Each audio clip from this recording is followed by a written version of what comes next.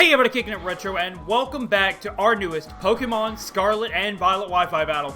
It's time for DLC, and what's really interesting is I have a very similar team to a couple other people that have been uploading. Let's go ahead and cover it real quick.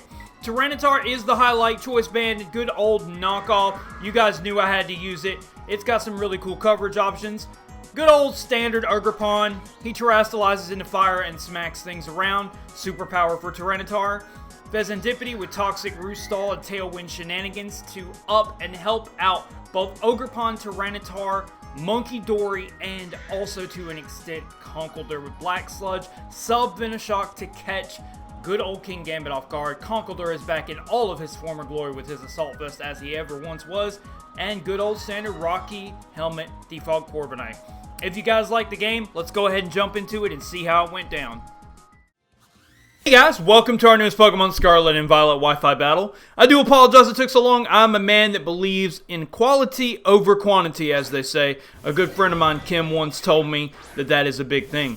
Anyway, we got a really cool Wi-Fi battle featuring the Brandon team, and we're going to be leading off with Pheasantipity as we're facing down a literal god. Now, let me tell you, Pheasantipity, for what it is for max HP, it's pretty bulky on its own.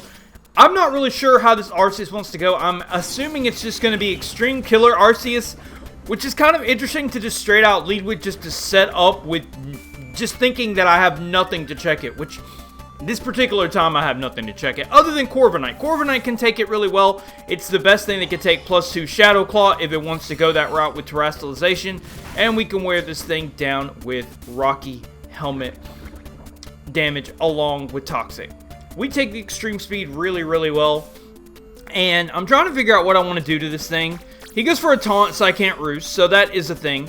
U-turn would be fine here, Braver would be fine here, because with Toxic and Rocky Helmet, he is going to be worn down very significantly and very quickly. This extreme speed does bring me to 81. Rocky Helmet goes off, and the Toxic will kill him on this turn, as I'm going to U-turn out into something to finish off this Arceus. Now, it's completely fine because I do have Conkeldurr in all of his former glory. Man, I love this thing. So good in black and white too. Repulsion, or Rebushin as it was. The Mach Punch was going to come in, but there's no need because the Toxic Affliction is going to easily take that down without Conkeldurr even to having to lift a fist. So in comes Pelipper. Pelipper's Hurricane. Luckily we are Assault Vest Conk. We live that on abysmal nothing HP. Go for a nice knockoff. Does about half. And now the Damprock is going to come off. Now, we could just go directly into Tyranitar here. I'm trying to think if we could sacrifice Corviknight, because I don't particularly need it now that it has helped me wear down the literal god. He has done his job, and he can safely go down. But he's going to do some more work, putting in some chip damage work against the Pelipper with the U-turn hitting the Rocky Helmet. So, Corviknight's not out of this yet. Let me tell you something. Corviknight is a really good Pokemon right now, except for the fact of Ogrepon Hearthflame. That thing is so flippin' good. My team is very similar to that, but it does work with Tailwind Shenanigans as well. Let me tell you guys something about Adaptability Basculegion. This man, this ancient Pokemon is so strong. Remember how I said Pheasantipity was really bulky for what it is with max HP? Not to an Adaptability Rain Boosted Liquidation, it's not. Absolutely drops with one hit. Also, if I do sound a little bad, guys, I have been a little bit sick, so I do apologize for that as well. If you like the music we're kicking in today's show, drop a comment down below and let me know. And let's shoot for 8 likes. It has been so much immense support. You guys have been helping me out. I've got some more tutorials coming for Citra and some other things that I'm not going to tell you about right now. And a really cool surprise battle that is going to happen this week as well. I say this week, but Fridays are kind of the start of my week because of how my pay week's working.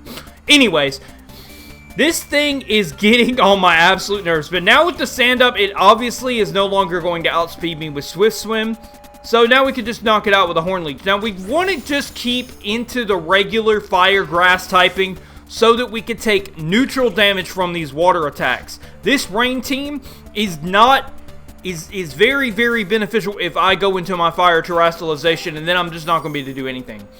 This Pelipper from this range is an easily able to be knocked out with a Horn Leech, and no one uses Scarfed Pelipper, so I'm not worried about that either. But I do sit here and think for a minute.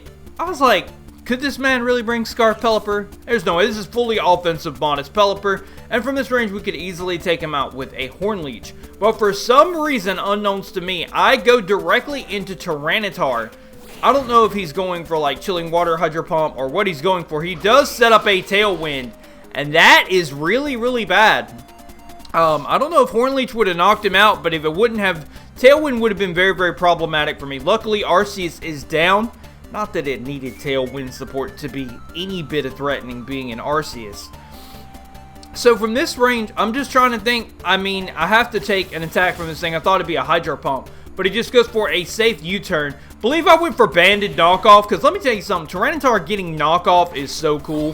He goes into Iron Treads, and Banded Knockoff does just above half. So that's really, really nice. From this range, I'm pretty sure he could take me out. I'm trying to look at maybe my Monkey Dory outspeeding it, or possibly Ogrepon. Iron Treads is sort of fast, but not really. But it is not even strong enough to KO Tyranitar. So here goes another knockoff. We do get a crit. I don't think that mattered from Banded Knockoff, but since he didn't have an item, it probably did matter. So we take that guy out, and now in comes the Pelipper again. We do not outspeed the Pelipper, and now the rain is back up, so he gets a free Hydro Pump. I feel like Monkey Dory is going to have to be a sack here. I want to win the Weather War at the end of the bout here. I feel like it's very important. Plus the Tailwind is up, so I pretty much have to sack and go back into Tyranitar to get the sand up. So I do end up going out to Monkey Dory right here on this Pelipper with Tailwind support up. He does go indeed for the Hydro Pump.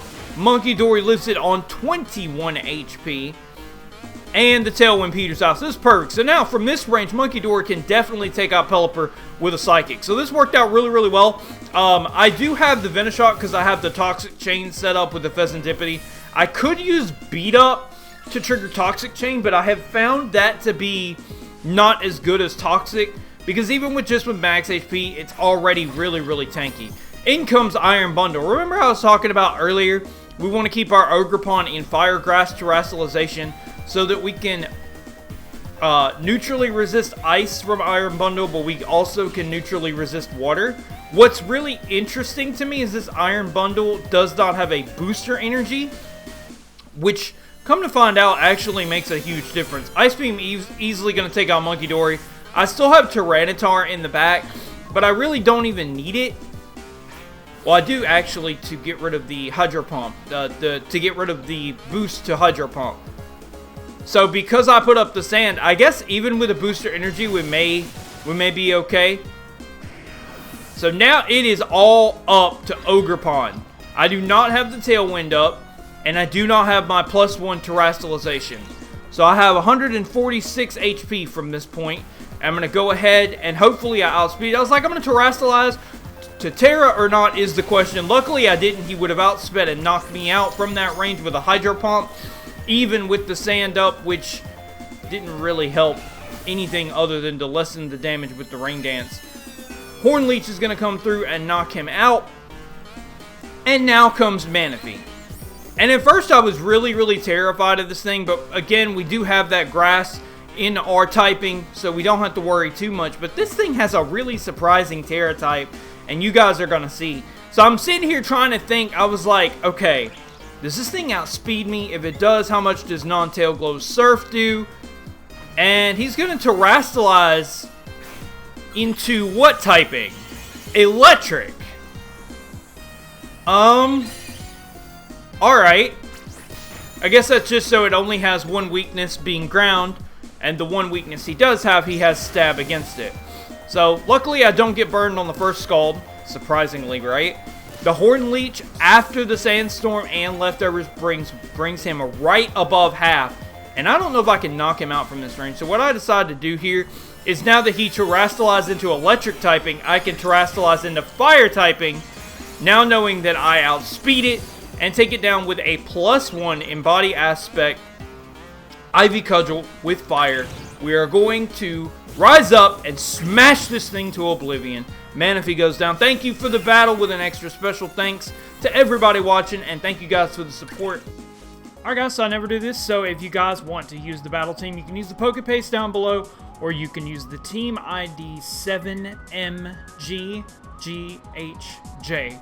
Let me know in the comment section if you use the team, what your favorite Pokemon is, and how you would change the team. Because over the next couple of videos, we're going to be talking about maybe how we could fix this team and things we could do to change it, if there's changes between the team battles, and then of course we'll be starting with a new team after that.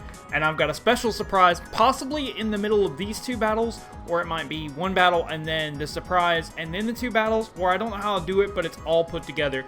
I'll give you a hint, we're going back in time again. But that's all for now. Until next time, power on, power off.